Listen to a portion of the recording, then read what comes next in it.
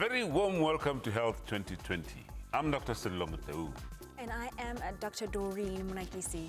Well, COVID-19 doesn't choose. It affects anyone, young and old, rich and poor, strong and weak, famous and not so famous. You, me, all of us are flooded with information and lots of misinformation about COVID-19. This can be confusing, frustrating, and at times overwhelming. So what is true? What is helpful? What is not? Well, today we answer what you asked us about COVID-19. We do that together with one of the leading researchers in our country, who is also a member of the team advising the Health Minister on COVID-19 and a lung specialist who heads the ICU at Helen Joseph. Well, before that though, let's take a look at what you, your son, mom, neighbor could experience tomorrow or may already have. I've got many symptoms. Firstly, no taste, sense of smell, no appetite. I was not feeling hungry at all for some couple of days. Then it goes to chest pain, la serious cone, missing even chest pain.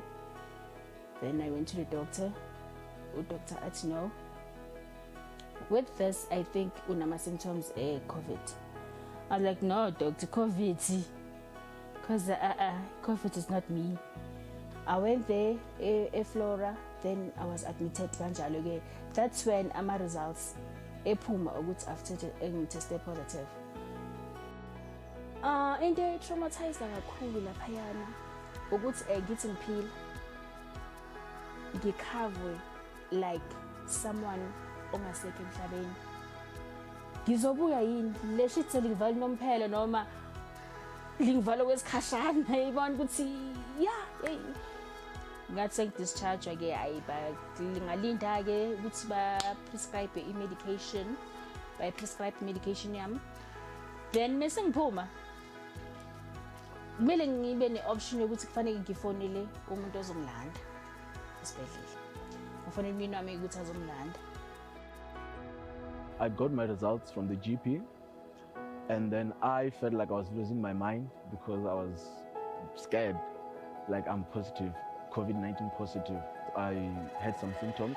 I was thinking it's just flu because I know during this season I have like a severe flu. So I took my cologne, put it here on my nose, and I couldn't even smell anything, nothing at all. I called my mom. I used to call her every day. She would call me every 30 minutes. Are you fine? How are the chest pains? A lot of my friends that I was in contact with, I called them, all of them, told them, you know what, I tested positive. It's wise that you guys stay in isolation also.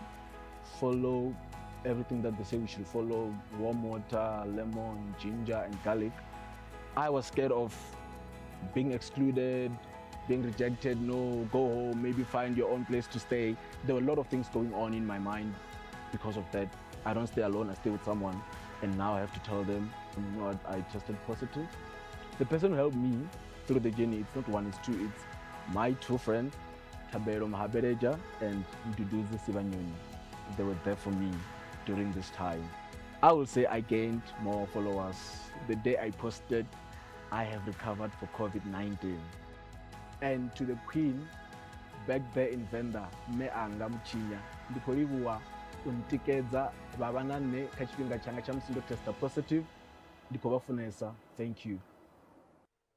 Oh, that's so sweet. Yes, always got to remember your mother. Okay, so we have with us in our studio our special guest. First up is Dr. Mrumisi Mukansi. Now, Dr. Mukansi is head of the ICU at the Helen Joseph Hospital. Welcome to our program, Dr. Mukansi. Welcome.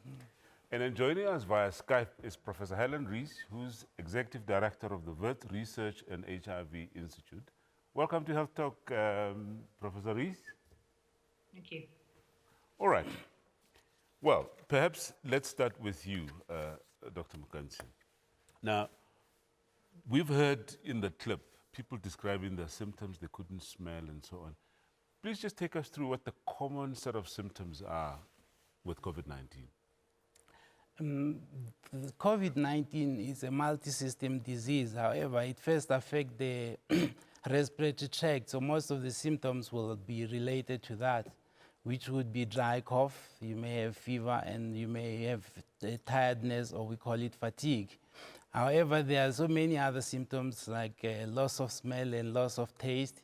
And then there may be sore throat, there may be chest pain, there may be the shortness of breath, and they may also have, for instance, diarrhea, and they may also be confused in some other instances. So it's a spectrum of diseases, yeah.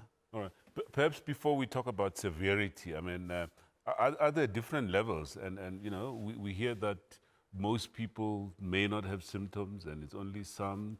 What are the sort of proportions? There are lots of people walking around with COVID-19 and they don't know. There's different spectrum of the disease. There are those who may be asymptomatic, especially if you've just had the disease, you have just picked up the infection, so there won't be symptoms usually during the incubation and up to the start of the disease.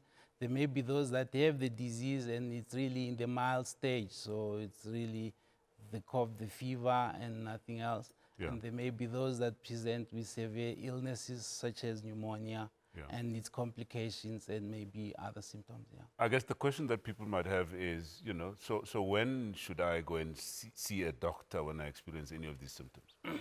I think the bottom line is if you have an underlying comorbidity, always be worried because any disease can tip the scale. And if you have a contact that really has had COVID, you need to be aware that perhaps you have COVID and have it checked. So if there's persistence of the symptoms and they are not resolving to minor home remedies, the sooner you go and have it looked at, because even a negative result, it's quite good to know that I'm fine. Yeah. So I know that we tend to use these big words, comorbidity. Talk about that. I mean, we really mean underlying condition. But there's a notion that, you know, there's people that are more at risk of getting severe illness from COVID-19. Just take us through who those are. The notion is very true. There are diseases that, there are other people that have got many other illnesses that predispose them to these. And to put them in a nutshell, it's those that have chronic lung diseases. So those that have asthma, whether the predisposition is the disturbance of the airway due to the disease, or it's even the medication that they may be using to treat the asthma, which include immunosuppressive diseases like steroids, or those that have got diseases that we call bronchiectasis, those that may have had TB in the past and that has destroyed their lungs. And you may also have those that we call metabolic syndrome sufferers, so those that are obese. They may also be associated with things like hypertension and diabetes mellitus. And there may also be those that have got chronic cardiac diseases like ischemic heart disease, so you must worry about those type of patients. Prof. Rees, this question is directed to you. I know there's so many protocols, they're constantly changing. It's quite confusing as to what's the latest protocol. Who should actually be getting tested? It's a very good question. One of the problems that we have worldwide is a shortage of tests. So we might want to test really infrequently, but we can't. So the first group that we're very important to test is those with suspected COVID-19 disease. Because if you're admitted to hospital, by definition, you're going to, and we need to know, do you have the COVID-19 infection, yes or no? And that will make it the way that you are, where you are placed in the hospital, and also how you. But the second group would be, as we just heard, if you have some symptoms and you have these comorbidities, as we call it, other diseases. Yeah, Professor Rees, I think we seem to be having challenges with the sound quality. Yeah, we're going to have to try and sort this one out and come back to you. No problem. We will chat quite shortly, Prof. Rees. When we come back, we'll hear what some of you have to say around COVID-19.